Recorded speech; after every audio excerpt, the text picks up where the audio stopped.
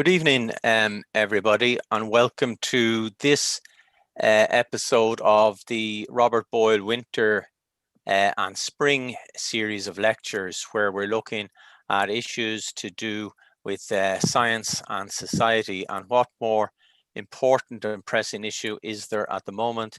Of course, it's COVID. We started the series last month when we had Anthony Staines speaking on Robert Boyle's birthday. Our next event will be Michelle de Mio on Lady Ranelagh, about which I'll say more in a moment. And this lecture is given to us by Professor Luke ONeil. The whole purpose of the Robert Boyle movement is to, number one, celebrate Robert Boyle and his life and legacy. And number two is to look at the position of science in our culture and society. Robert Boyle was born in Lismore, County Waterford, almost 400 years ago, and was one of the most important people in the development of modern science, and ranks with Newton and Galileo in importance. It's our mission to make sure he's recognized for that. In the introduction to the last lecture, we remembered all those that we lost through COVID, and we acknowledged the loss and sacrifice of many. Today is International Women's Day, and we need to remember that women have borne the brunt in many cases in this pandemic, in frontline jobs. Many, of course, in the medical profession are women, especially in nursing. And they have been working tirelessly for roughly 12 months in extraordinary circumstances and with extraordinary dedication. In many cases, the caring in society still falls to women. Of course, added to that now is the pressures of homeschooling. So we have deferred our celebration of women in science till the 22nd, when Michelle de Mio will celebrate Lady Ranelagh, Robert Boyle's sister, who was an extraordinary woman in her own right. And that is celebrated on the 22nd because that's actually her birthday, and we thought that would be most appropriate. Now, tonight, we're very lucky to have possibly the busiest man in Ireland, Luke ONeil. He's Professor of Biochemistry in the School of Biochemistry and Immunology in Trinity College, Dublin. He's a world expert on innate immunity and inflammation, and his main research interests include toll-like receptors, inflammasomes, and immunometabolism. He is listed as consistently as one of the top 1% of immunologists in the world. He's also co-founder of Citrix, which aims to develop new medicines for inflammatory diseases. Another company he co-founded, Inflammasome, was recently acquired by Roche. He has been awarded many distinctions, and he was elected a member of the Royal Society in 2016. And that's important, of course, in connection with Boyle, because Boyle was a founding member of the Royal Society. If he wasn't busy enough with all that research work, he also has a weekly radio slot on the Pat Kenny Show on News Talk. In 2018, he published the best-selling Humanology, a scientist's guide to our amazing existence. And in 2019, the Great Irish Science Book was published, and his latest book, also published by Gill, no relation, is Never Mind the Bollocks, Here's the Science. And I'm just I'm interpolating there with the scratch and the asterisk in the name. Luke has presented at previous Robert Boyle summer schools in 2014 and 2018. Now, before we go into the talk, I want to introduce Luke to the audience and tell you something about our audience. We had a little poll when people were registering. Nothing scientific or exact about it. We just wanted to take the temperature a little bit about who was coming. firstly, we ask people, how much do you trust traditional media? And we have a very high percentage of people, about over 75%, have some trust, and about 15% have full trust, and there's a few people have no trust or little trust. In terms of social media then, nobody has full trust in social media, about 20% have some trust, and we go up to about 55% of a little trust, and many have no trust in social media.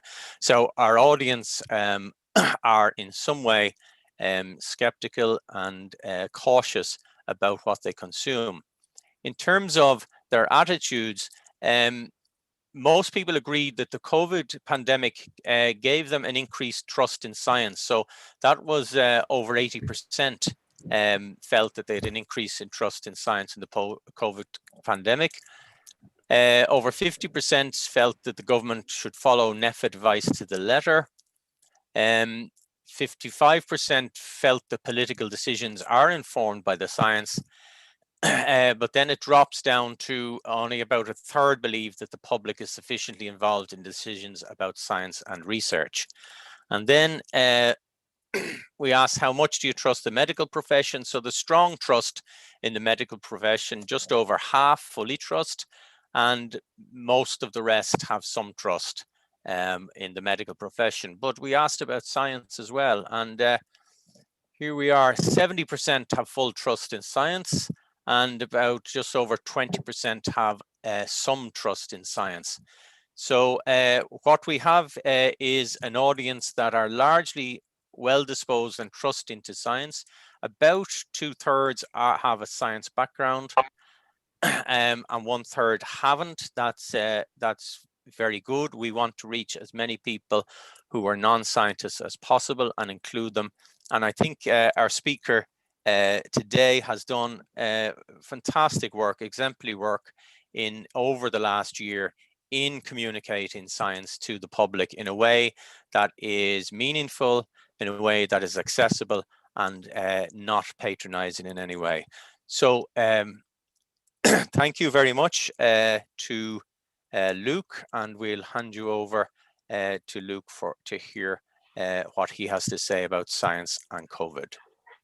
Great, thanks very much, Owen, and thanks to Sheila for the kind invitation. I remember the last two encounters; it was great fun. I remember saying we can't be in person. Oh, and you're not dressed up like Robert Boyle. You should be wearing your outfit. You're very disappointed. So that was something I remember. But they were great fun in Lismore. I remember we had a great time, didn't we? And you had the world expert on Robert Boyle, didn't you? The biographer turned up. Great chat to him. So I'm very happy to take part. Shame we can't do it in person. We're all living our lives in these little Zoom universes, aren't we? This is my 4th Zoom talk today. So that gives you an idea where I just gave a talk in the University of Toronto, which was quite nice, except I was stuck in my office here in Dublin, but still, I guess it's one way to communicate, isn't it?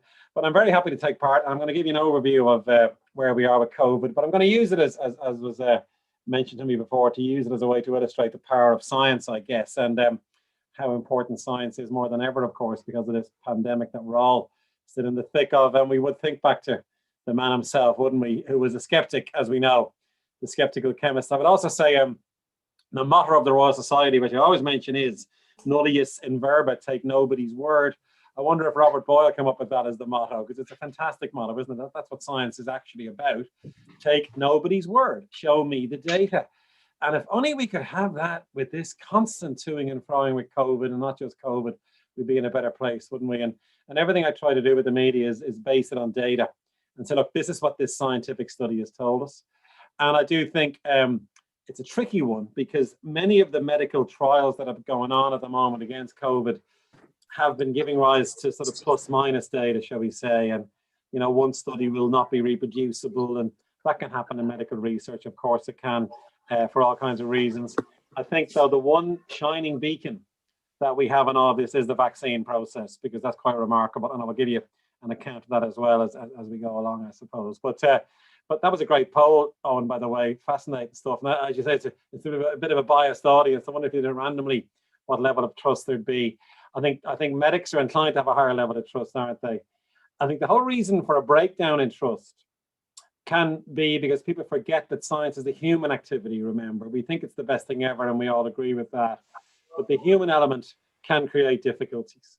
And that's why you need reproducibility is the key sort of feature of science in many ways, that if something is discovered, it has to be reproducible somewhere else in an independent way.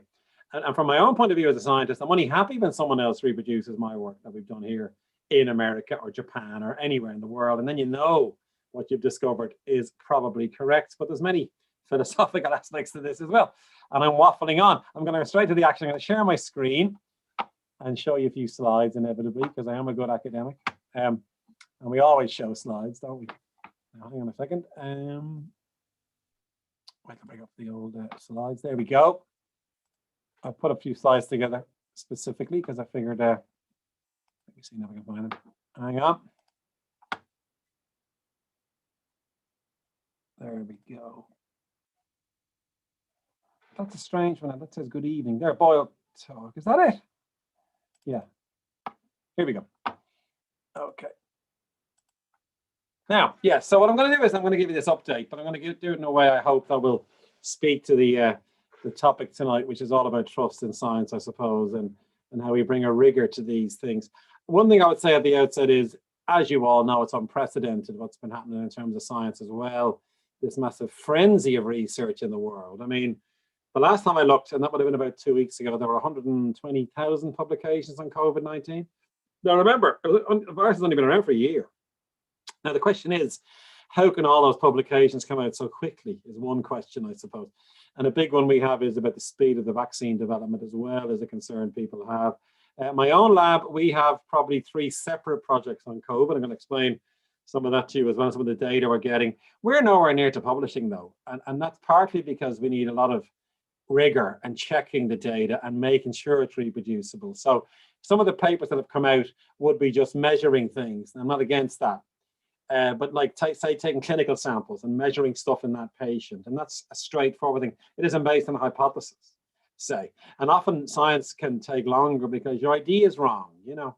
Whereas if we're just measuring things and then coming to some conclusion based on those measurements, it can be a bit more quickly that we can publish these things. And we've got a couple of new ideas that we're exploring, and that just takes a bit more time, I think, to make sure that ideas will pan out, for instance.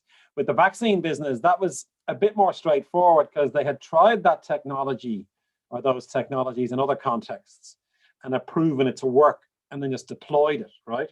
What we didn't know was in humans, in that scale, would it really work? That was an unknown. But again, there was no real hypothesis testing there as such. It was just a case of having a piece of technology and then testing it.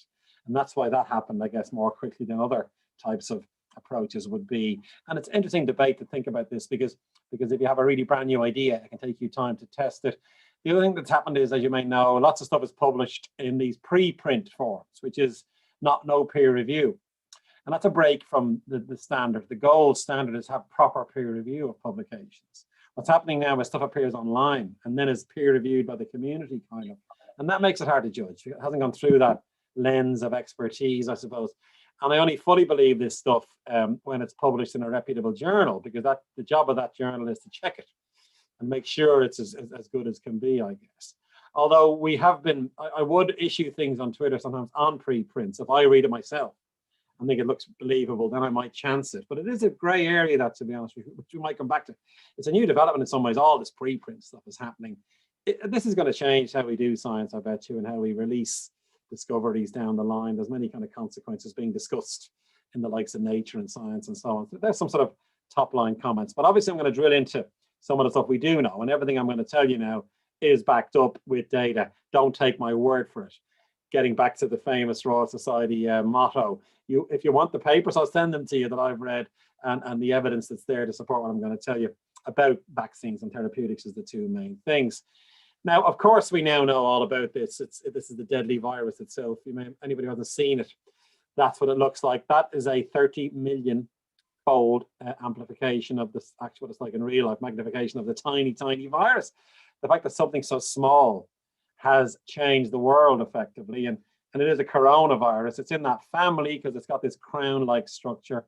It was first reported, of course, in China, as you would all know. They could culture it from patients, look down the microscope, They began to follow Koch's postulates, by the way, which is how do you implicate a given pathogen in a disease? You infect animals, you get symptoms like in the human. There's various criteria that were used to confirm that this was the virus that was causing this disease, and now it's irrefutable. Okay, I'll bring you back in a minute. And that sample actually was the first positive American case. The American labs gave us a great image of it, even though the Chinese had done that. I mean, it's striking now to think that this is probably the worst pandemic in human history. Now, you might think, why is he saying that?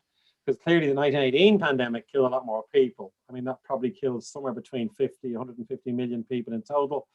This one, the numbers of death, it's a grim statistic to talk about. It's hard to get a precise number on that. It's of the order of 5 to 10 million. But remember, it's caused massive economic harm. It's caused massive harm in terms of kids out of school. You know, many things have been provoked by this virus, which we will live with for years to come. So the economic damage being a big one, and we may well say this was one of the most disruptive pandemics in human history in some ways. You know, how you measure these, of course, is up to your own opinion, but still, we all know how devastating this has been. I mean, just a couple of big numbers for you. At the height of this initial lockdown, half the world's population was in quarantine. 1 in 3 children were kept out of school for months, you know, and that's still going on, as you all know, in many ways. So all these different metrics can be used to evaluate how serious this has been. And of course, what's really happened, before I get into some data for you and some science, it's changed in a way the way we perceive science, in my view, and or at least the interaction between the lay audience and the scientific audience, or communities, for a better word for it. And all this endless toing and froing, is it real? Is it like the flu? It's a benign disease. Why are we locking down? You know, I'm not talking about the extreme views now on this. We can come back to that if you want, but in general, you know, you will all be aware of this toing and froing still going on, you know. And this slide was sent to me, I think it was a really good one. If Titanic was sinking today, some would say nobody can force me to wear a life jacket. Say, only elders and non-swimmers will die. I will drink fuel. If I drink fuel, I won't freeze. It's dry up here, the sinking's a hoax. Now, you can draw parallels with all of those with COVID-19. You can inject yourself with bleach. I'm not going to wear a mask. Young people don't get especially sick with this. It's all a hoax. We've all seen this, haven't we? Every single one of those has been refuted by strong, compelling science, remember. And if someone has an opinion along the lines of masks don't work, you show me your data, okay? And then I'll believe you. Science has to be data-based. And the data behind masks was absolutely compelling. Now, it wasn't there back in February, by the way. And even I was saying the evidence for masks was a bit mixed. The evidence got stronger and stronger and stronger, for example. The one about old people being affected, we now know that's going to affect young people. It can cause this thing called long COVID in young people, which is very serious, you see. So, in other words, you can get science now to counter this. And to me, science at its best is very simply data and coming to a bottom line that we all agree on based on the data. That's the power of science. In other words, it shouldn't be based on opinion, really. Now, you have to bring opinion in when the data is a bit sparse or isn't fully there. And with COVID, of course, we may only have half the data, so you're forced into giving an opinion. We're uncomfortable giving these opinions, I am, because I'd love data to say, look, this is what I think is the way it is, you know? So it's a tricky business, and you have to give opinion because the government wants your opinion, for instance, you know? So it's a tough one in a sense. But once the data becomes so compelling, then it shouldn't be based on opinion at all. The earth is round. That's not based on opinion, you know? And ultimately, that's where you'll be headed with this. And of course, going back to Robert Boyle himself, I mean, one reason the Royal Society was set up, they didn't like things that weren't based on data, remember. They wanted evidence. And it was the counter debate that wasn't based on evidence. That was a big reason for the Royal Society in the first place, in fact, you know. And again, we're in the middle of that now with this as well. I like this one as well. Look at this. Now, you may be well aware of the fact that there was a lot of rubbish about the measles vaccine causing autism, which was devastating, and there was never any evidence for that. That a lot of harm was done by that, and the evidence just wasn't there. And look at this, many top scientists are on the autism spectrum, so technically autism causes vaccines. Isn't that great? And there's a good expression. So that to me captures something as well. And then this one, you know, this is what science used to be. We clone sheep. We're doing space exploration. We'll find a cure for HIV. We put a robot on Mars. Because of COVID, it's now this. No, the earth isn't flat. Seriously, your kids will die if you won't use a vaccine. For FS, wear a mask, you know. So in other words, that strange shift in the debate, you know, means scientists have to spend their time now countering things that are patently not true. And yet you're drawn into that because you have to counter these things. One of the jobs of scientists is to counter that misinformation, remember? There's a great line I saw on that recently. It takes 10 times the amount of energy to counter a bullshit than to generate it, you see. So it's very hard to counter these things. It's almost like a full-time job to counter the misinformation campaign. And it's just disturbing when it's there. And all I can do is just give my opinion and give the facts as I see them and let people look at it and say, look, that's the evidence there. There's no evidence for that. There is evidence for this, and do your best to give the evidence. The difficulty comes if the evidence isn't 100%, then that can be used against you. And remember the malignant influence of social media, the conspiracy theorists, and we'll, you know, in the case of COVID, it's people who don't believe in vaccines. Their job is to discredit experts the whole time. That's part of their method, is to discredit experts. So you're always up against it, and I'm more than happy to give my view, you know, against them. But it's very difficult that because it's a full-time job almost to do it, and yet it's very important that we do it as scientists. Now, let's get into some of the science, right? And here it is. So we now know it's in the coronavirus family. There are 6 other members of this family. This is the 7th one to infect us human beings, okay? And as we know, it came from a bat in all likelihood. Not sure about that fully, but the evidence would suggest it originated in a bat. It may have gone through a pangolin or some other intermediate species and then ends up in us. And it now begins infecting us. And it's in the family of coronaviruses. They're all very similar. They share identity with their RNA. They're all RNA viruses. That's another scientific fact for you that can't be disputed. And it's very interesting how these different family members operate. 4 of them, the ones on the left there, and you see the names, 229E and so on, they cause the common cold. So 1 in 5 colds is caused by one of those 4, and we've all had them in our bodies. Very mild disease, mild symptoms. They replicate up in your nose. They never go into your lungs, and it's very mild, okay? These 2 on the right, the green ones, SARS-CoV and MERS-CoV, they go deep into your lungs, and they are very, very troublesome. SARS has a death rate of 10%. MERS is about 35% because it goes deep in your body and actually causes a massive inflammatory reaction in your lungs. And that's what causes all the symptoms. And the death is from respiratory distress. Now, what is SARS-CoV-2? It's a bit like SARS, and one of these ones on the left had a baby, because it can live in your nose or it can live in your lungs. Now, this is if you wanted to design a virus to be malicious, this is the way to do it. Many people, it stays up in your nose and causes very mild symptoms. And even worse, you don't know you're infected. If you've had SARS or MERS, you know you're sick and you stay home. You isolate yourself from the herd, and then it doesn't spread as much. This one can infect you. You'd have no symptoms, and then you spread it, walking around your day-to-day job. You don't stay home. And then if you're unfortunate, sometimes it goes into your lungs, and that's when you die and get really sick. So it can live in one or other or both places. And half the people with this virus, it never goes as far as their lungs. Of course, the big question is, why is that? It can be genetic. It can be to do with your immune system just being a bit healthier that day and limiting the virus, you know. And our immune system is key to this, remember, all kinds of reasons. We know if you're male, it's more likely to go to your lungs. We know certain ethnic groups, it goes into your lungs and causes severe disease. Children, it stays in the nose, and that's why it's a benign disease in children. The reason for that, by the way, is your innate immune system, which I work on, as Owen said, that's much stronger in a child than a grown-up. As you get older, your immune system begins to go off the boil, just like it would in other parts of your body. It's no different. And now in children, the innate immune system stops in its tracks, never gets to your lungs. That's why kids do so well, mercifully. This disease doesn't affect children. So there's the way this virus works. And as I say, the single most malicious part of this is what we call asymptomatic or pre-symptomatic spread. This virus loves this. It loves to spread, remember. And if it infects someone and causes no symptoms, it'll spread like wildfire. The sad thing is a certain percent of us get really, really sick.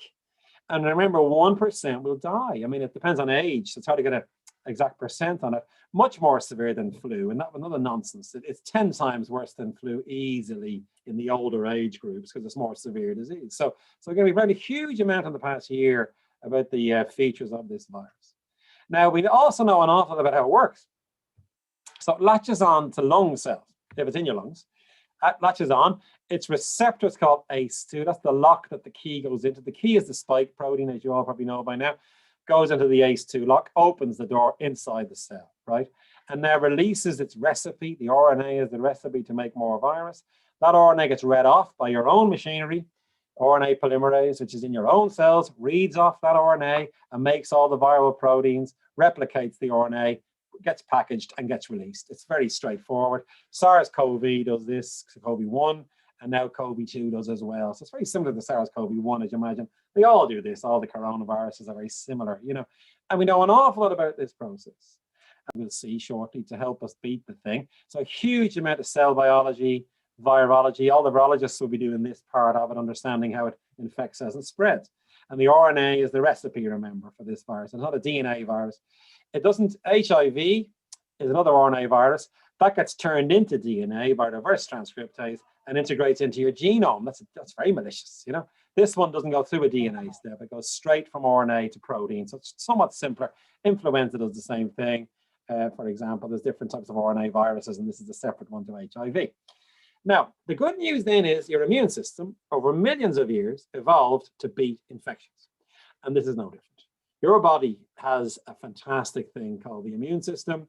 It's been sculpted to fight all these pathogens on your behalf. And just like every other infection, it works great against SARS-CoV-2.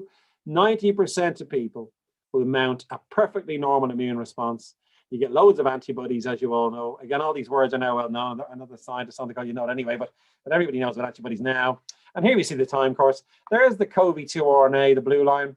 It plummets, and by about day 10 to 14, day 20, it's gone. Your body has cleared that virus through its immune system. And IgG and IgM, the purple one and the green one, they go up massively. IgM always goes up before IgG for every infection. It's almost like a routine. And those antibodies neutralize the virus. They latch onto the spike. They can actually help macrophages eat the virus to clear it from your body. And they mask everything and eventually get the immune system kicking off in very complicated ways. And now we get immunity. Now, the big question becomes, can that persist? Now, remember, the immune system evolved to persist. Immunitas is the word. That means exemption. It was first coined in the 1700s, actually, after Robert Boyle. And it means you're exempt from reinfection because you've got these things called memory cells. And the memory B cells, they should persist to make antibody in the future. Equally, you have memory T cells. And they're the T cells are the kind of orchestrators of the whole immune system. And T cells can also kill virally infected cells directly. That's the T cell part of the immune response. And they become memory cells. And then when you're reinfected, those troops are still there and they remember. They can recognize things, but they're in more numbers. That's what's happened, actually. And it's if you've trained the troops, basically, and made more of those troops. And now when the bad enemy arrives a second time, the troops are now trained and they kill the thing on contact and you don't get any more symptoms. And evolution built this in because that means you can procreate more. If you're sick, you can't procreate as much. So evolution built, this is through evolution. It's very simple in a way, very complex, of course. And what we see now is the result of millions of years of a battle between the pathogens always trying to get around it. They'd evolve a counter weapon. And now the immune system has another way to do it, and our bodies are a result of many battles that have been fought in the past to fight various viruses and bacteria. So we know an awful lot about this. The big question is, how long will this last? At the moment, we think immunity will persist for a minimum of 6 months, if not beyond, actually. And in fact, there are studies in California showing 9 months persistence now. Now, we don't know because the virus has only been around for a year, but the signs are good that once you've been infected, you will be protected against reinfection.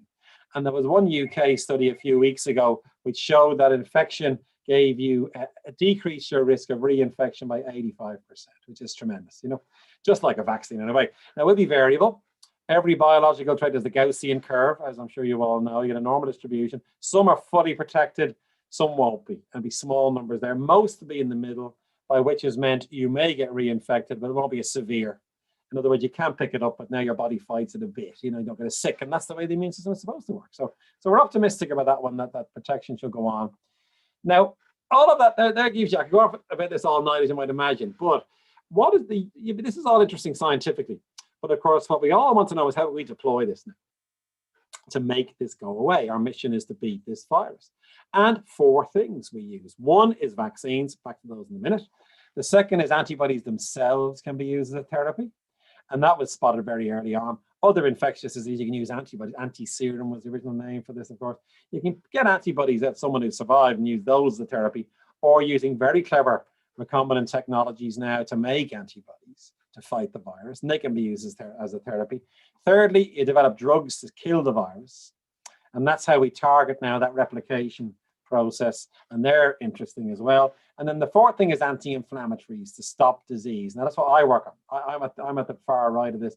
There's a good phrase, far right. I don't mean it that way, but I work on anti-inflammatories because my whole area is inflammation. This is a classic inflammatory disease, the lungs. We still need those because some people can't be vaccinated for whatever reason. Some fail the vaccine against small numbers. It'll still be burning away, for a while. So we still need therapies for people who end up in hospital. But by far and away, vaccines are the best because they prevent infection. You're much better off having prevention is much better than cure. Now, let's go through the vaccines. And as I've said, this is easily, in the opinion of immunologists, so take this from an immunology point of view, the biggest medical triumph, in 100 years or more? We've gone from an unknown virus last January, 12 months. There are now 9 vaccines highly efficacious against this virus, highly efficacious. It's remarkable performance. All of those vaccines were decades of work, really. You could go all the way back to Robert Boyle in some ways because science had to be invented first to test all these things as we go along, and all that great immunology, all that virology. I'll give you one example. The Pfizer vaccine is an RNA vaccine. That's the recipe for the spike protein only. So you take the piece of the RNA that makes the spike, stick that in what's called a liposome.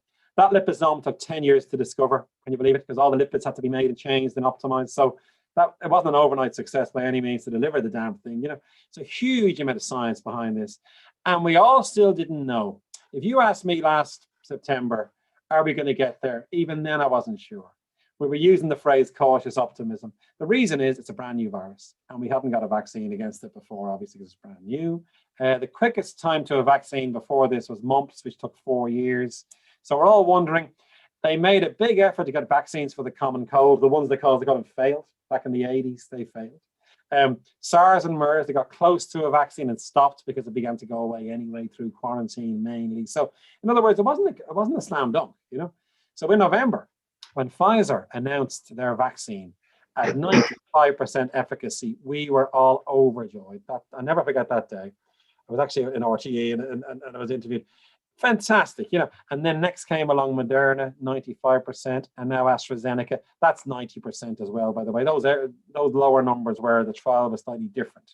We now know all 3 of these are highly efficacious vaccines. And by the way, never forget, they will all protect against severe disease by 100%. Not a single person who was vaccinated ended up with severe disease on all 3 of those vaccines. That's fantastic. Sputnik V, the Russian one, at least 92%, fantastic as well. And then we have the Chinese ones, the Sinopharm and Sinovac ones are very good. Novavax, again, 82 to 89%. And now J&J is the next one. That's about 70% efficacious overall. They're all using slightly different technologies and different approaches. And that was important because maybe one wouldn't have worked and then a different technology would. So it's great that all these things were going on. Like 6 months ago, I was calling it shots on goal. I was always hopeful one would work. Now remember, it wasn't a guarantee. Merck and GSK, Sanofi, these guys are the biggest vaccine makers in the world. Remember, they're much bigger than AstraZeneca, who are a lot lower than the other guys. AstraZeneca aren't famous for vaccines at all. They failed. Their vaccine candidates didn't work, okay? That upset them greatly. They're now galvanized because they feel, we were the people who were meant to make the vaccine, and now they have new vaccines in development. So I would predict by the time we get to April, May time, there'll be at least 12 vaccines working. The question then becomes what gets approved in Europe and the EMA and the regulatory process. We've 3 approved already. J&J will be next, 11th of March, they're saying that will get through. Novavax will be next, I predict. And there's even more coming down the pipeline, to be honest. There's a company called Valneva, French company, very interesting vaccine, which I'll come back to. So it's still happening. I mean, these vaccines are still in development. And then, of course, the AstraZeneca vaccine, let's talk about that one. That was 2 Irish scientists. There he is, Adrian Hill. I had a big collaboration with Adrian on malaria about 10 years ago. And Theresa Lamb, gift of the jab. You can't beat those Sun headlines. But a great triumph for science, really. And then, of course, once we had those vaccines, we could then use modeling and predictions. Now, modeling and prediction isn't like getting empirical evidence, and it makes some of us uneasy. But some of these modelers are very good at predicting things, and they can predict immediately what the vaccines will do. Because we knew who the high-risk groups were. We knew 99% of deaths are over 65. So if you vaccinate that group, you can predict a decrease in the death rate. And the UK side, I got Tim Cook did a great one. This is about 2 months ago now. Here are the different groups, the 1, 2, 3, 4s. That's like older people and so on. Once they vaccinate for the 4 priority groups, there's a 90% of deaths are averted. And that is now coming true. The UK are releasing data showing it's working in this way in the UK. The Israelis, as you may know, they've got great data as well. And the biggest thrill here is actually they're working in the field. Now, a trial will always it's always a bit controlled. You're selecting patients a bit, even though these trials are 20, 30,000 people, it's a massive number of people, by the way. You know, there's always, they're looking after the people in certain ways. Until you go into the field with these vaccines, you can't be sure.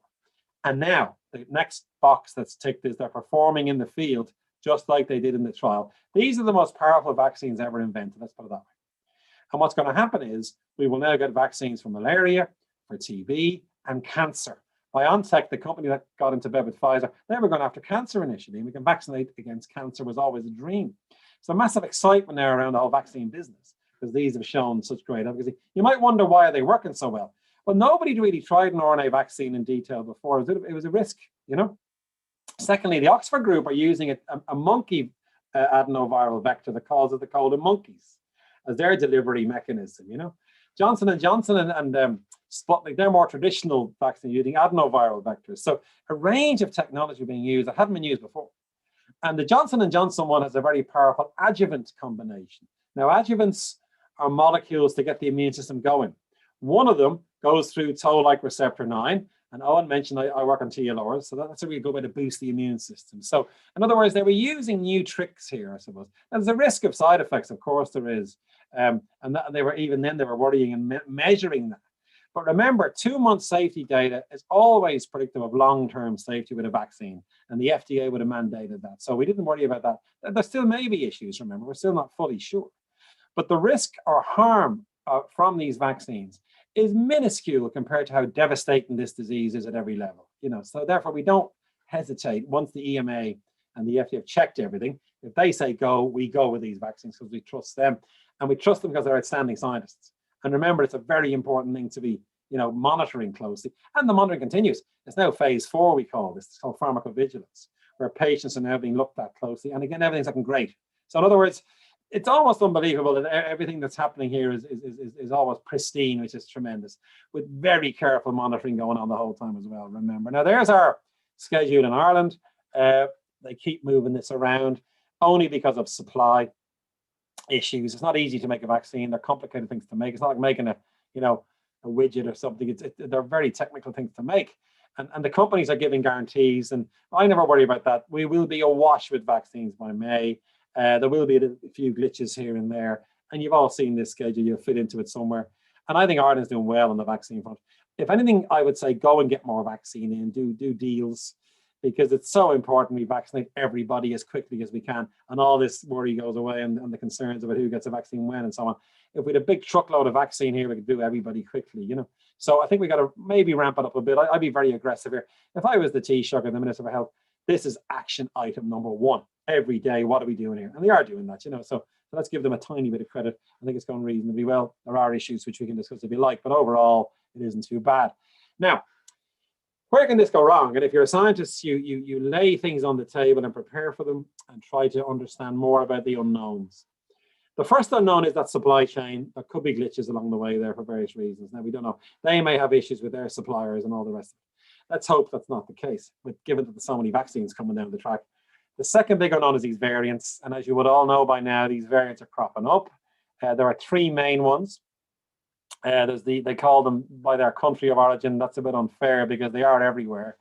B117, the UK one, the South African one, the B1351, and P1 is Brazilian. There's about 4 others out there. These are being studied like crazy. We know they're changing in the spike. And of course, if you're using a spike as your vaccine and the spike has changed, the vaccine may not work quite as well. This is a very complicated slide. They give them names. EEC is being used for the spike variant, for example. Nelly is the one that's the N501Y. That was the one that spreads more. So that's true. It's more transmissible. But look at this. What really counts for us is vaccine efficacy, let's face it. A modest reduction. The vaccines are working against the B117. In the case of the South African and the Brazilian ones, preserved against the Brazilian one with Johnson & Johnson, reduced with Novavax. So there are some differences here, and it is a work in progress. The mission here is to get as many people vaccinated as quickly as we can, stop other variants emerging. Because remember, variants will happen if a virus can divide in someone. If you vaccinate, that gets rid of that virus, and it's unlikely to cause another infection, and then begin replicating. So we got to get the vaccine out as quickly as we can. We remain a bit optimistic that the vaccine should work against them. Now, in the worst case scenario, if we see a bit of vaccine failure, what will that mean? We'll see people ending up in hospital again. Those numbers have to go up. We can use boosters. And remember, all of the vaccine companies are making boosters against the variants. So it wouldn't surprise me if we get to next winter, there'll be a round of vaccination, but only in the vulnerable, remember, because they're the ones you want to protect. So we might see a bit like flu, we'll see booster shots being deployed against these variants. They can put 4 or 5 variants in the one vaccine, remember, like they do with flu. So again, it's a work in progress. We've got to keep an eye on it though. And we don't want to be importing new variants. So travel will become an issue if we get our counts right down, for instance. So it's something that we're all keeping a very close eye on. Now, finally, I'm going to talk about some of our own stuff and 1 or 2 things extra, I guess. This is an inflammatory condition, so the lungs get very badly inflamed. And remember, we are beating this in hospitals anyway. So even if vaccines were 6 months away, you will see a drop in the illness rate and the death rate in hospitals because treatments have got better. Here's one example of a study that was done last year. Between April and June, the survival rate almost doubled in many age groups, simply because of better treatments, and that's very true. And dexamethasone, an anti-inflammatory steroid. I worked on that as part of my PhD, actually, with many people. That's anti-inflammatory. It's saving about 1 in 8 lives who would have died otherwise. It suppresses inflammation in the lungs, for instance. And now my area, we may have a new antiviral to kill the virus. It's called itaconate. And this has been shown to work against Zika virus, a different virus, but RNA virus. And I ripped this off the publication on Zika. There's itaconate killing Zika. We wonder what to kill SARS-CoV-2. Here's a bit of data for you, because we're very data-driven. This here is an experiment with our collaborators in Leiden, where they infect human lung cells in the lab. And this virus will kill those lung cells, because it's very inflammatory in those lung cells. 20% of cells survive. You see on that part of the graph. We gave them our compound, our itaconate, and look at this, we can protect those cells from dying. See the dose response there? You get up to the far right end, and look at this, we've almost prevented all the cell death in an infected lung cell. That's in a lab context, right? And here are some of the genes in the virus. So RDRP is one of the genes the virus has, E is another, and we're suppressing, see the red line there, we're suppressing the virus by blocking expression of those genes, both E and or RDP. So we seem to have an antiviral compound here, and that's really exciting. Someone else then inevitably scooped us. A lab in Denmark tried the same thing and got effects against COVID-2 with itaconate, that's that paper. But this is some of our most recent data. With a group in Leuven, you can infect hamsters with this virus, the SARS-CoV-2. We don't do humans initially because it's too dangerous, something experimental. And these hamsters, their lungs are very badly damaged. And you can see the uninfected ones. There's a scoring system here for lung damage. And the uninfected hamsters have a very low score, obviously. You infect them and the score goes up because that's the score for injury. It's a histological score. You can see all those dots there. Gave them our itaconate. We could protect the lungs, not fully, but we're suppressing the inflammation in those lungs with itaconate. And again, protecting the hamsters from severe inflammation using itaconate. Now, we're working on this. You can imagine how excited we are by this, because this is a way to limit this virus. And that's one snapshot. There are many efforts out there to block the inflammation in response to SARS-CoV-2. And even if we get a superb vaccine against this virus, those treatments could work in other respiratory diseases where we need anti-inflammatories, asthma, COPD. And that kind of illustrates how any work on COVID could be relevant to other diseases. It's never wasted. And HIV is a good example. HIV, that virus infects T cells. That was discovered back in the 80s. It's a T cell infectious virus. SARS-CoV-2 infects your lung cells. HIV infects T cells. We discovered stuff about T cells that we never thought of, like gave rise to an arthritis drug from working on HIV. So all this research can have, useful spin-offs, I suppose. Now, finally, a couple of more quick things for you. We know your immune system is your friend and can really kill this virus. You can help your own immune systems, remember. Get a good night's sleep. Manage your stress levels. Have a balanced diet. Lots of exercise. All those will help your immune system anyway. Iron is very important. I wrote a piece on iron and COVID-19 recently. Iron is really important in your body. If you're anemic, take an iron supplement. The vaccines will work better if you take iron. Vitamin D, a very good example. Fantastic immune vitamin, helps all the immune cells to do their job properly. And recommendation of a supplementation. That was a Royal Society piece. Go back to Robert Boyle's Royal Society. So it's been recommended strongly. And that is an example actually of science in action. That's very correlation. That's those studies. There's no clinical trial with vitamin D, and hence there's a bit of reluctance. But by God, it's a safe vitamin to take. Very strong correlation that will protect against severe disease. We know it helps the immune system. So the recommendation is take vitamin D, and I've been saying that on the radio because it's it's not going to harm you. It'll make your bones stronger at a minimum, so it's fantastic. Now, finally, let me finish with this, and then we can have a good discussion if you like. Where are we going to go with this? I mean, everybody keeps asking me this. Well, obviously, I've told you some immunity will build up in the population naturally. That's what the immune system is supposed to do. So we will see natural immunity building up. However, a vaccine will help that tremendously while protecting the vulnerable. Very important. And even if vaccines only partially work, they'll still allow immunity to build up. Therapies get better, less severe illness and less death as well. And that means that fear begins to dissipate. And that means governments can now begin to loosen up. That's the goal of all this, remember. And it's happening.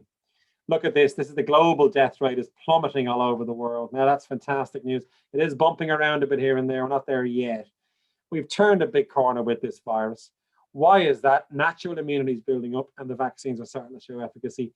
Thirdly, we are changing. We're going outdoors again. And there's less infection. So it's coming down for our behavior as well and our public health measures. But still, we're seeing a massive change in the vista because of all these numbers going in the right direction.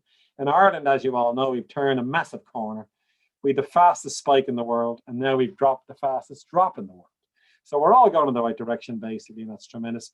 And Israel is leading the way. We're looking at them very, very closely. They've had mass vaccination. I think half the people are now have had their second dose. They're getting vaccines all over the place in Israel. And the numbers are tremendous. Again, look at the data. The vaccine data is there. And they're comparing vaccinated groups to unvaccinated groups. Very good control group. Look at this. And here we see confirmed cases are plummeting. And look at this, hospitalization is plummeting as well in Israel because of the vaccination campaign. And here's 7 pieces of good news. I tweeted this about 2 weeks ago now. All the news is good on the vaccine front. Let's put it that way. There are 1 or 2 things that we worry about, of course, and we keep an eye on those. But overall, Moderna, you can use half the dose. Pfizer, 1 dose is giving high level of protection, for example. The vaccines are working against these variants of concern. Pfizer, no need to be -70, it's -20 now. The US has given $4 billion to COVAX. That's extremely important. We've got to vaccinate the world, remember? All those developing countries, because variants might crop up there, and ethically we've got to vaccinate them anyway. So a lot of investment going into vaccinating other countries. You can space the AstraZeneca vaccine. If you leave it for 12 weeks, it works at 90% efficacy. That was a good bit of data. And J&J, we'll hear about that. It's got approved in the US. We'll hear about that on March 11th. So again, this is all really great news. And I will finish then with one last comment for you all. Remember, it's not about individuals. What I've told you is tens of thousands of scientists over decades, remember. And then you get to a point when you have all these fantastic vaccines, all that work empirically proven, remember, through science to work without any question. We have concerns, of course we do, and the trust question is important. But us people on the science side of it are just so overwhelmed by what's been delivered here by science. It's remarkable, And then if we maintain the public health measures, we must work on this together. We've got to wait till everybody's vaccinated. No one, the classic line, no one said they're going to say. So we have to look at the next 3 to 6 months as still a very delicate period when we begin to loosen up. The UK have got a great protocol in place. They've got 4 tests that must be passed, an empirical test before they open up more, And again, we will follow that. We have to follow data, And the question about NEFIT and so on, I mean, we do need to follow the science as best we can. And the politicians, I've got sympathy for them. They're trying to counterbalance all the other demands on them with the scientific stuff. Remember, it's not easy. But together, ultimately, we will beat this. And then we will eventually look back on this as a period where science truly triumphed. There's a resounding end for you. I wasn't intending on ending, but I think it is true. We look back on this period as a great time for science because science would have got us out of this mess and stopped people dying and getting sick, as we know what it's all about. So I'll finish there, and I'm very happy to take any questions anybody might have. Okay, well, thank you very much, Luke. Wonderful positivity there, as well as lots and lots of information. There are a lot of questions have come in on the chat. If you have questions, please type them into the chat, which should display at the bottom of your screen. So I'll start in orders that they came in. Caroline asks about the vaccine. Is there mercury in them? And if there is there enough to harm you? No, there's no mercury in them. Sometimes you get thimerosal, which is a compound that's related to mercury in some of the vaccines, but in this case, no. And then the other thing to say, remember, is everything's on the label, you see. If anybody wants to worry, they can check the label themselves. Remember, take nobody's word if you like, look at the label. And then very importantly, the EMA and the FDA are the two most competent groups. They're there to protect us, remember. They're there to look at all this really carefully, and be careful about what's in these vaccines and to check the safety profile, you see. So everything's fine. I wouldn't have any concerns. Now, obviously enough though, some people will react to vaccines and you do get symptomology post-vaccination, and a tiny number could well be harmed by vaccines. There's nothing completely safe, remember, and that's the way it is, sadly. But overall, as I say, it's a risk-benefit thing you look at closely when it comes to these things. Then Rory asks, is there an effect comparable to long COVID in relation to the flu or the common cold? There is indeed. Yeah, long COVID is what they're calling it. We used to call it post-viral fatigue. ME was another name. These were well known. Consequences of infection is what we're talking about, really. And there's always the percent of people who, with a very rough infection, will have persistent symptomology. And it was known with the flu. And some of us may remember having the flu and being sick for a good few weeks, you see. Lyme disease is a famous one. That's caused by bacteria, persistent symptoms. And what's happening there is your immune system kicks off, does its job, right? Gets rid of the infection. And it's gone from your body, but yet the immune system has been reset. And that's burning away and causing the symptoms. There is a chance that remnants of virus remain, actually, and they're still churning away. So it's known across multiple infections. And the good news is 1 billion. I mentioned this morning on Pat Kenny. The NIH are investing 1 billion in long COVID. Isn't that tremendous? And what we learn there will be applicable to other post-infectious sequelae, as they're called, you see. So it's very useful that we're going to learn so much about the consequences of infection that could apply to other diseases. And a question that this is something circulating around social media and other places. Is a person's DNA altered in any way with the vaccine? Yeah, that's an important question. I mean, all these questions are very valid, by the way. And I would always say this about the vaccine questions. It's understandable people have hesitancy and concerns about them. And then you will see this sort of stuff. And is that true? Is it not? And I'm happy to address any of them. There is absolutely no evidence of DNA being modified at all, you see. And I mean, it's an RNA vaccine, in the case of the RNA one, And again, they would have looked at that very closely. No, there's no evidence of DNA being modified. And that can be spread. I mean, what's happening in a sense is the misinformation campaign uses certain things to worry people, and that became one of them. And they target certain groups. So, for example, pregnant women and young women were targeted, saying this vaccine will make you infertile. No evidence that at all. So it's all based on the evidence, which says that no need to worry about those sorts of things. Okay, is it safe for somebody to get the vaccine who got very sick with COVID, pneumonia, and ended up in ICU? Might they have a worse reaction to the vaccine? Yeah, that's another very important question. The advice at the moment is if you've been infected, and even if it was severe, get vaccinated. And in fact, if anything, it might make you even better, because it's as if your first round of infection was like the first shot of a vaccine. And then the first shot's a booster, incredibly, And the other thing to say is if you've had severe symptoms, you're at higher risk of long COVID because you've had a really rough time. They're showing now anecdotally the vaccine relieves some of those long COVID symptoms, because it could be remnants of the virus that's in your body, and now you clear completely with the first shot of the vaccine. So no, the advice is definitely get vaccinated, even if you had severe disease. Okay, the next question is from Owen. Would you agree that the scientific argument will often lose to an emotional argument, hence the strength of misinformation spread? Should science communicators take more account of this when presenting information? It's a really good question to ask, and Ded, absolutely correct. I mean, anybody involved in science communication, and I imagine Robert Boyle himself was at one time, that's well known. I mean, it's very hard to counter an emotional response because people will viscerally respond to something. We're all human beings, Oh, I heard this was dangerous. I'm going to be drawn to that now. And any hint of sort of science not being trustworthy will feed that anxiety and lean towards the emotional, So it's very hard to know what to do there. I take the view that all you can do really is lay the data out and lay the evidence out as best. Treat people like adults, basically. So look, here's the evidence. And we're not 100% sure. There are uncertainties here. We can't give you 100% guarantees. There's a risk with this. But we're giving you our advice that says, like, a GP is very important for doing this. People trust their GPs, for instance. So there are ways to reassure people, but nothing's 100% certain. Is the bottom line, really. And I suppose also scientists should be careful about going down the emotional route too much. We need to stick to facts and need to stick to data. The great mantra, Owen, is Tony Fauci, who we all know his name now. I knew him for years, by the way, because I've been to the NIH. I was the NIH immunology guru once, back in 2009. And he was the head of immunology in NIH, so I've known him for years. He said something very good in the media recently about science communication.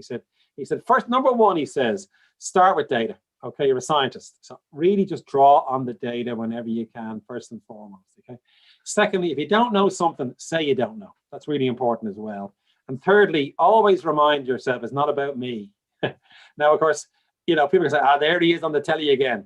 But it's not about the scientist. It only should be about you giving the information as clearly as you can based on data. If you follow those three, you won't go far wrong from a scientist's point of view, really. And that's the three things we're trying to remember. Okay, Sharon asks, could any of these vaccines have other positive anti-inflammatory effects, such as reducing arthritis? That's an interesting question, yeah. We don't think so, no, but what we do think might be possible would be that we may get vaccines for arthritis, strangely. In other words, the more we learn about how these vaccines work, the more chance there is that we may get a vaccine for other situations where the immune system is involved, And in fact, there was a really interesting paper on MS recently, literally 2 or 3 months ago, where they used the Pfizer RNA technology to treat MS in mice. Now, it was in mice, it wasn't in humans. So again, you might see new vaccines emerging. The big place we'll see that is cancer, to be honest. We've had a dream to vaccinate against cancer because cancer is a mutation. It's like an alien in your body. Could you get the immune system to kill that tumor? It's called immuno-oncology, this area. HPV does it because that's actually a virus that causes cervical cancer, you see. So that's an easy one. But we think there may be ways to vaccinate against tumors, which would be a great consequence of all this research, really. Rahul asks about the evidence about masks, about the store-bought and homemade fabric masks. Can you comment on the use of these from the point of view of effectiveness in offering protection? Yes, well, there are different grades. The trouble is different grades of mask, and then some probably work better than others, and it's very hard to judge them. And some of the masks wouldn't work as well as others. There were studies done comparing different masks and then rating them, I suppose. It's a bit like anything else that you buy, you get some kind of rating on it. What I would say is that the ones that have, the science is strongest for the N95 ones that you would use in a surgical context. Now, you can buy those if you want, and they're freely, the big fear was that they'll be used up, but they are available. You can buy, they're called N95. But I'll tell you one thing, the regular cotton mask with 2-3 layers, that will block 80-90% of the virus coming out of you, and that suffices. You probably need 3 layers to be really efficacious, actually. 2 layers work fine, 3 layers are better. Okay, we have a comment here that vitamin D is fat soluble, so need to stay within the dose limits. Yeah, very important. Yeah, read what it says on the label for definite. It is quite hard to overdose on it, but you can overdose if you take too much. Any of those, iron is the same. You can't take too much. That's a good piece to remind people. Be careful with those. And there are reasons why there's labels on medicines. Yeah, very strict regulations about. Do read labels every time you take something. They did do a study with vitamin D. This is before all this, about how much you should take for it to be toxic, and it was really huge amounts of tablets. So if you buy it in a shop, you're unlikely to overdose. But again, just be cautious. And it's a good point. The water-soluble vitamins, you weed those out of you. It's very hard to overdose on vitamin C, for instance. The vitamin D can accumulate in the liver if you take too much. So it's a serious point, which is well worth making. There's a number of questions coming in still. Sharon asks about risks versus benefits, and felt that scientists should have pushed for more open-air activities. Citing the misery. Oh yeah, I mean, I was saying that for a long time.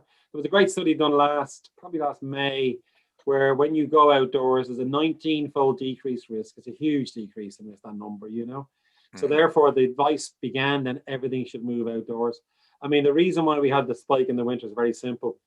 Stayed indoors for too long with too many people. Bottom line, that was it, you know. But it's a good one, and I've been saying that actually for a while, because it's very hard to go outdoors in December, isn't it? But the good news now, though, remember, is we're going to have a perfect alignment of the vaccination campaign and moving outdoors. You know, it's a great combination now, really ahead of us. That's why we're so optimistic about the numbers, even plummeting even more. And if we could get the weather we got last year, it'd Well, be indeed, fantastic. that's the hope. Somebody's asking, why is obesity such a big factor with COVID? Yes, great. We know a lot about that as well. Now we knew about obesity and other diseases anyway. If you're obese, you put pressure on your body in all kinds of ways. You're kind of semi-inflamed actually, because the fat tissue is irritating the immune system. There's low level, it's called meta-inflammation. So your body's a bit of a hair trigger. When you put in an inflammatory virus now, bang, it takes off, you know. So you're kind of leaning towards the inflammatory state if you're obese, seems to be the one reason. The second one, that's my area, so I'm glad that was asked. This virus loves nutrients, you know. And if you have high glucose, for example, with diabetics, that's a risk factor. It sucks up the glucose to beat the band, you know. And then equally, fats can be metabolized. So any kind of overabundance of nutrients really feeds the virus. And I guess that will then give you a risk of it progressing into a more severe state as well. So those are some of the reasons why obesity is a risk. Okay, very interesting. Is it safe for pregnant women to get the vaccine? It is. That's another one that was spread now. Absolutely safe. Recommended by the American College of Gynecologists. If you worry about these things, it's always worth going to a reputable scientific society. They will very rarely let you down. They're very well-meaning people in the American College of Obstetrics and Gynecology. Absolutely take the vaccine. And even more importantly, remember, if you're pregnant, you're at a much higher risk of a severe disease. That's been shown, because now we know a lot about people getting infected. And preterm labor is higher if you're infected, you see. So there's no doubt that if you're pregnant, you should take the vaccine. And there's a related question about stillbirths, and that has been in the news a lot in the last few days. Yeah, that was disturbing. There were stillbirths. Now, again, when they saw that, that's an example of monitoring and being very careful, and how everybody now is so sort of an abundance of caution on these issues, because it's still a new virus, so to speaking. They looked at that's unlikely to be caused by the virus. Again, you get these random things happening, you know, and that was a sporadic, what we call a sporadic event, and wasn't evident in many other populations. So we're not concerned about that at the moment. Again, it's something that's being watched, but that shouldn't put you. And in fact, if anything, that should encourage you to take the vaccine. If there was a risk of that, that's another reason to be vaccinated. Okay, what do you think the timeline will be to establish the efficacy of the current vaccines against the different strains of COVID? Or will COVID mutations be something that is seen year after year and that we have to live with? Yes, there's a fair few unknowns here, it must be said, which of course is the nature of science, to have unknowns and try and address them. One of the unknowns is about the vaccines working. I mean, you might think we should know by now. What they were doing there was they were vaccinating someone, right? Taking the antibodies from them and testing those antibodies against the variants. And lo and behold, they didn't bind as well, because the variant had a different spike. The spike had changed, right? And that was the first sign, oh, maybe the vaccine won't work. That was also countered by the fact of T cells, a second arm of the immune system. T cells recognize a lot more parts of the spike, you know, much more diversity here. And now, a great paper last week, the T cells from vaccinated people with the current vaccines are working against all the variants. Isn't that tremendous? In other words, the T cell has more things to fire at the spike. So in other words, we don't really know in the wild if those vaccines won't work. There's some indications from vaccinations that there's a slight decrease in efficacy, but yet again, it's very much a work in progress. You know, now, as I said, if the worst came to the worst, it'll take Moderna and Pfizer a single day to make the RNA molecule against the variant. Isn't it incredible how quick that is? Because you make the RNA chemically, you know.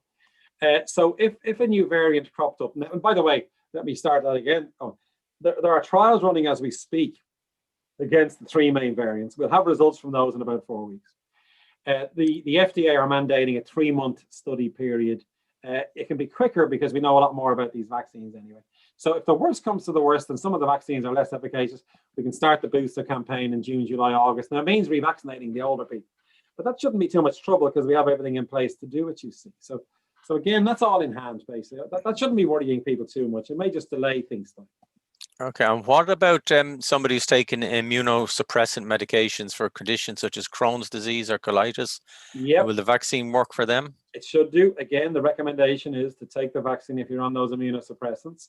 The reason for that is the vaccines really give your immune system a heavy kick. and really get it going, So even though you're on immunosuppressant, they should be able to break through that, and you should still see efficacy, you see. And then the other thing is, if you come off the immunosuppressant, you're at risk of a flare, which you don't want, and that can be even more damaging to you, so be careful.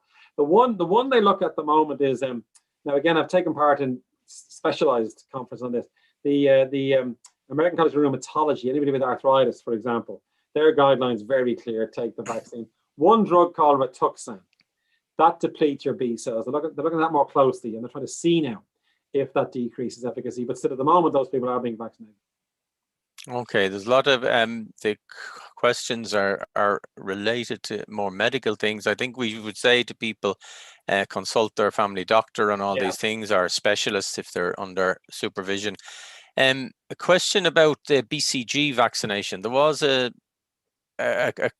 correlation with BCG and low levels, wasn't there? There's a touch of vitamin D's about this one as well, by the way. So there was a strong correlation, right?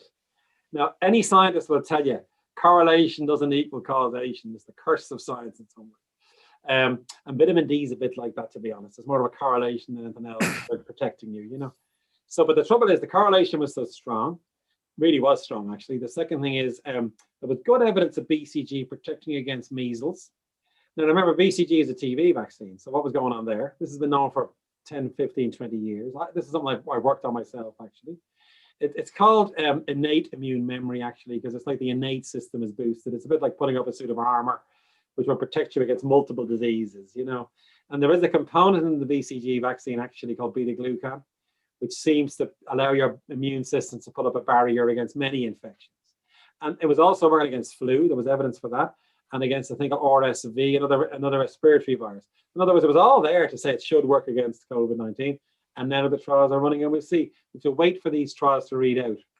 And it's taken a bit of time. I was hoping they're read out by now. To be honest, it may not work because it is based on that indirect evidence. We wait and see if those. Well, worth trying though, because it's as safe as anything, and it's very cheap. And if it did work, it'd be another weapon to use. You see, against the thing. So they're well justified trials. We've got to wait for the data. Yeah, I suppose what's happening is that people are seeing science act out in real time in front of them, whereas in every previous event, the science is delivered when the answer is there, or a drug is, or a procedure is discovered. It's kind of announced fully packaged, where really now we're seeing it. And before COVID, all the stuff I did on Pat Kenny had been proven to be true scientifically. Now, when I say proven to be true, it's in a very eminent journal, and we all think, oh, that's very interesting, But with this one, we felt obliged to reveal things as we go along, just because people want to know. They're so anxious and they're waiting for the information. And one of my mantras was caveats. After you hear me say that, But if we could debate it a bit, was that worth? Were we being a bit irresponsible? Because people do want to know if it's true or not, I suppose. But in this case, I think it was worth doing because people are so anxious and want to know what's going on. But you're right, though. They're doing what we do in our day job. They're following the science as it emerges, and it's an interesting time for them, isn't it?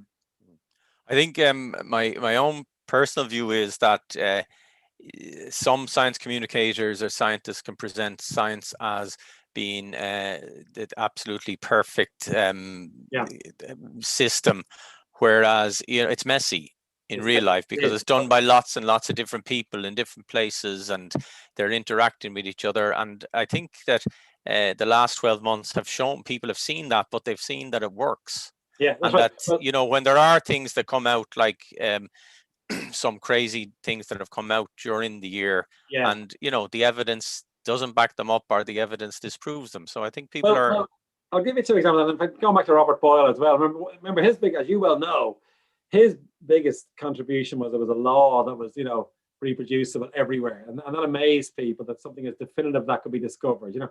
When you move into biology, it gets messy anyway. There's a massive variation. Biologically, it's very tough. Biology is a very hard science. Psychology and social science are even more difficult because there's so many variables that you can't control. And you do a clinical trial, and you get an effect. Maybe you have a control for all the variables because it can be hard. And there was one drug called tocilizumab or Actemra, which was used for arthritis. It blocks inflammation. There were hints of it working in different trials. One trial was gangbusters, another one wasn't. The final bottom line is it's mixed. It seems to work in some populations, not others. and that's a bit unfortunate, but that's the reality. So medicine can be like that. It can be highly. The whole issue is trying to control these variables, which is very hard to do often. Yeah, with real people. With real people, they're very difficult. Even worse, you've got people doing the experiments. That's the other variable. Yeah. Well, look, Luke, that was a great question and answer session. I'm sorry if people, if we couldn't get to your questions. There were excellent questions coming in, and it shows a genuine desire for knowledge and for people to interact. We've got a lot of positive comments coming in. I just want to make a couple of announcements. There are a lot of teachers in the audience, and one thing we've seen, I suppose people who have to supervise home learning have a new respect for teachers, and we recognize how well teachers have to have I suppose pivoted online and keep education going with no previous experience of it, no technology, anything, and we acknowledge that. The Irish Science Teachers Association annual conference is on Saturday the 27th of March, and it's big ideas in science education, giving us hope for the future. And if you Google ISTA, you'll find details of that. And interesting enough, if Luke isn't busy enough, he's also the honorary president of the Irish Science Teachers Association. And I must say, we've attended every year, and it just reinforces our admiration for teachers and what they do. And our schools in this are very poorly resourced on average, and teachers do a great job, science teachers in particular. The next presentation in our series, we'll hear Dr. Michelle DeMio marking Lady Ranelagh's birthday, and that will be on the 22nd of March, same time. Booking is open on the website, and that will be Lady Ranelagh's 406th birthday. And Lady Ranelagh was born Catherine Boyle, one of Robert's older sisters, and she became a very important figure in the interregnum period in London, was center of a whole intellectual milieu there. And Michelle will be talking about how Robert and his sister Catherine worked together to develop medicines and to react to the Great Plague of 1665 and 66. We believe that a history of science is very important to understand. It gives you a much greater context about science, modern science, and where it came from. It's one way to appreciate science is to look at the world when there wasn't science. And if you think back at the plague and how lucky, even we're lucky that the COVID pandemic has come along not 10 years ago or 20 years ago. Can you imagine, even without the science where it is, without the technology, without Zoom, we wouldn't be able to communicate. Imagine the old telephones when you'd be counting the minutes and the seconds to try and keep in contact. So we're very lucky in many ways. We're lucky that this miracle of vaccines has happened. We are lucky that the weather is getting better and spring is here. And we are lucky that we should soon see an end to this. We will get out the far side. Science has helped us, and we should be positive and support each other. And once again, thank you very much to you all for coming, for participating, and for Luke, most of all, for giving up his precious time to communicate with us. So thank you. Great. Thanks, Owen. Thanks very much, everybody. Thanks, Sheila. All the best. We shall re-engage in person soon, don't worry. Cheerio. Thanks so much, Luke.